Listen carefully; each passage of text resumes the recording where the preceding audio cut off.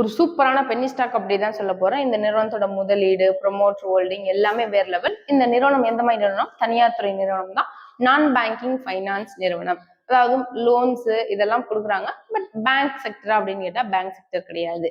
Okay, வண்டி loan, வீட்டு loan, அந்த மாதிரி நிறைய இதெல்லாம் பண்ணிட்டு இருக்காங்க.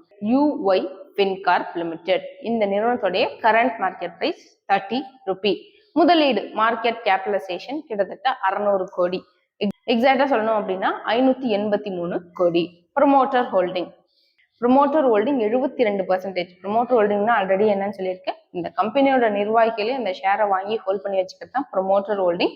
ப்ரொமோட்டர் ஹோல்டிங் 50% இருந்தாலே 50%க்கு மேல இருந்தாலே சூப்பரான நிறுவனம். 72% பென்னி ஸ்டாக்கா இருந்தாலும் இந்த நிறுவனத்துக்கு ப்ரொமோட்டர் ஹோல்டிங்கிறது இருக்கு. ஸோ வேற லெவல் அது. PE ரேஷியோ வந்து 10. இண்டஸ்ட்ரி PE விட கம்மியா இருக்கணும். அதாவது இந்த ஃபைனான்ஸ் செக்டருக்குன்னு இண்டஸ்ட்ரிக்குன்னு ஒரு PE இருக்கும்.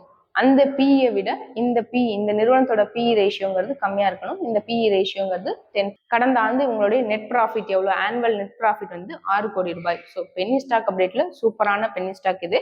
ஸோ இந்த நிறுவனத்துல நீங்க இன்வெஸ்ட் பண்ணணும் அப்படின்னா ஒன் டைம் செல்ஃப் அனலைஸ் பண்ணி வந்துட்டு இன்வெஸ்ட் பண்ணுங்க. பட் பென்னி ஸ்டாக்ல ஒரு நிறுவனத்திலேயே 1 லட்சம் ரூபாய்க்கு வாங்குறதுங்கிறது அதிகமான ரிஸ்க் ஃபேக்டர், ரொம்ப அதிகம். ஸோ பென்னி ஸ்டாக்ல முதலீடு செய்றீங்க அப்படின்னா ரொம்ப அளவு கடந்து அதிகமா இன்வெஸ்ட் பண்றதுங்கிறது ரிஸ்க் ஃபேக்டர். ஸோ அதை அனலைஸ் பண்ணி பார்த்துட்டு எப்பயுமே பென்னி ஸ்டாக்லங்கிறத இன்வெஸ்ட் பண்ணுங்க. ஒரு உதாரணத்துக்கு சொல்லணும் அப்படின்னா 5000 10,000 எனக்கு அது பெரிய பிரச்சனை இல்லை அப்படிங்கிற மாதிரி அமௌண்ட் தான் இன்வெஸ்ட் பண்ணணும். நீங்க 10 லட்சத்துக்கு பென்னி ஸ்டாக் வாங்கி வச்சீங்கன்னா அப்ஸ் அண்ட் டவுன்ஸ் ஆச்சு அப்படின்னா உங்களுக்கு அது ரொம்ப ரிஸ்க் ஃபேக்டரா கொடுக்கும். ஸோ இதே போல இன்ஃபர்மேட்டிவான தகவலுக்கு நம்மளோட சேனலை ஃபாலோ பண்ணல, நீங்க இப்பதான் ஃபர்ஸ்ட் டைம் வந்திருக்கீங்கன்னா ஃபாலோ பண்ணிக்கோங்க. தேங்க்யூ.